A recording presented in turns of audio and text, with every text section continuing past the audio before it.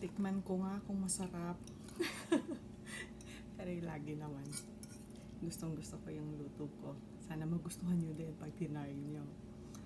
Scrambled egg with tomatoes and Parmesan cheese.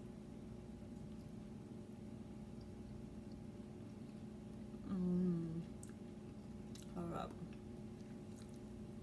Kakagat-kagat mo yung kamatis. Tapos, yung linamnam ng Parmesan, naghalo siya. Ito, sarap nitong itlog at saka kanin na, kita nyo naman, no? Umuusok-usok. Goods na. Mali, makaon kita, guys. Yan, kakainin ko na yung niluto ko. Yung scrambled egg with tomatoes and Parmesan cheese. Ayan. Shout out din sa friend ko, kay Lilibet Mireles. Meron din siyang YouTube channel. Thank you dito sa Pampano Fish na pa-take home sa akin. Ayan. Thank you so much. Thank you guys for watching. Have a good day. Sa next video ko ulit. See you!